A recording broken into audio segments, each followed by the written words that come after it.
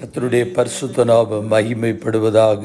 12/12/2026 வெள்ளிக்கிழமை, புதிய நாள், புதிய கால வேளைக்காய் கர்த்தரை நன்றியோடு துதிக்கிறேன், ஸ்தோத்திரிக்கிறேன். இந்த நாளுக்கான கர்த்தருடைய வார்த்தை யோபின் புஸ்தகம் 19ஆம் அதிகாரம் 25ஆம் வசனம். என் மீட்பர் உயிரோடு இருக்கிறார்.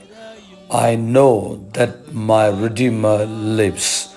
கர்த்தருடைய பரிசுத்த நாமம் மகிமைப்படுவதாக. இந்த வார்த்தைகளை கொண்டு ஒரு சில நிமிடங்கள் ஆண்டவருடைய வார்த்தையை நாம் தியானித்து இந்த நாளையும் நம்மையும் கர்த்தருடைய கரத்தில் ஒப்பு கொடுப்போம். கிறிஸ்துவுக்குள் மிகவும் பிரியமானவர்களே, நாம் மரித்து போன தெய்வத்தை ஆராதிக்கவில்லை. நாம் ஆராதிக்கிற ஆண்டவர் மரித்தேன், ஆனாலும் இதோ சதா காலங்களிலும் உயிரோடு இருக்கிறேன் என்று சொன்ன ஆண்டவரை ஆராதிக்கிறோம். நாம் மரித்து போன தெய்வத்தை ஆராதிக்கவில்லை.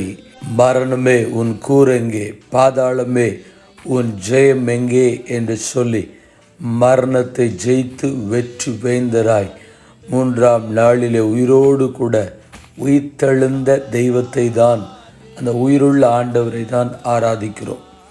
கர்த்தருக்கு ஸ்தோத்திரம் உண்டாகட்டும். பல தெய்வங்கள் என்று சொல்லப்படுகிறவைகள் ஜீவனுள்ளவைகளா, பேசுகின்றனவா என்று கேட்டால் அதற்கு கேள்விக்குறியான ஒன்று தான்.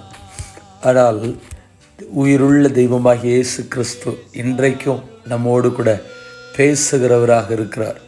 நம்முடைய ஜெபங்களை வாழ்த்துக்களுடன் ஜெபங்களுடன் pastor Jebadas, WhatsApp 9345353730. May Jesus bless you all. Amen.